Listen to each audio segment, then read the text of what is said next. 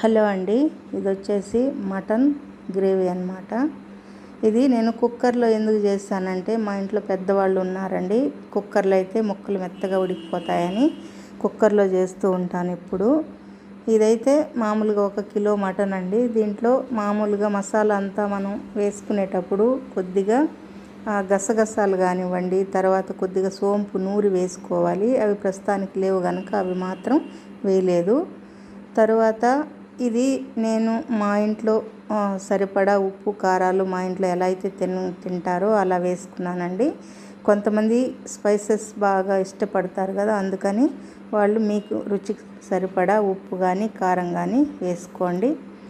తర్వాత ముందుగా కుక్కర్ పెట్టుకొని అందులో ఆయిల్ కాస్త వేసి వేడయ్యాక అందులో కాస్త లవంగాలు, అలాగే బిర్యానీ ఆకు, యాలక 1, తర్వాత కొద్దిగా దాల్చిన చెక్క పౌడరు, జీలకర్ర పౌడరు వేసుకున్నానండి. అది వేసాక ఉల్లిపాయలు, సన్నగా తరుక్కున్న ఉల్లిపాయలు, కరివేపాకు వేసి కాసేపు మగ్గనివ్వాలి. తర్వాత అందులోనే మన టేస్ట్ని బట్టి మీరైతే ఎంతైతే వేసుకుంటారు, నేనైతే 1 కిలో మటన్కి ఒక 2 స్పూన్ల అల్లం వేసుకుంటానండి. అల్లం వేసేది కూడా బాగా పచ్చివాసన పోయేంత వరకు వేపుకోవాలి. ఈ మసాలాలంతా వేపేటప్పుడు మీడియం ఫ్లేమే పెట్టుకోవాలండి, లేదంటే మగ్గిపోయే అవకాశం ఉంటుంది. తర్వాత మన రుచికి సరిపడా ఉప్పు, కారం, పసుపు, గరం మసాలా వేసానండి. తర్వాత అది వేసిన తర్వాత శుభ్రంగా కడిగి పెట్టుకున్న మటన్ కూడా వేసేయాలి.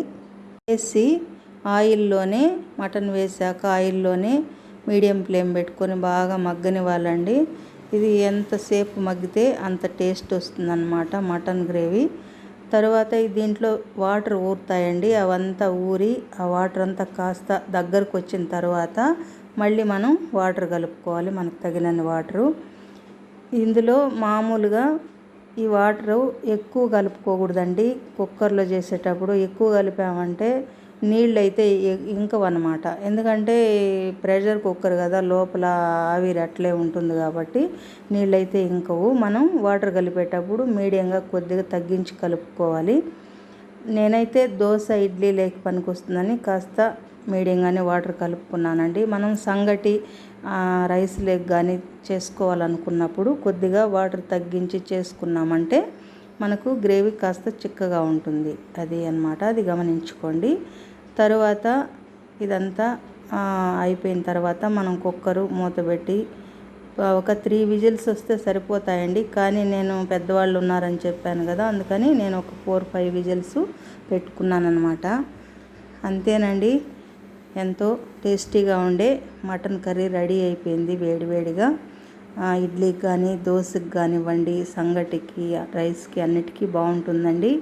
నా వీడియో కనుక, ఈ కర్రీ కనుక నచ్చితే లైక్ చేయండి. మరిన్ని వీడియోల కోసం నా ఛానల్ని సబ్స్క్రైబ్ చేసుకోండి. ఓకే అండి, థ్యాంక్ యూ ఫర్ వాచింగ్.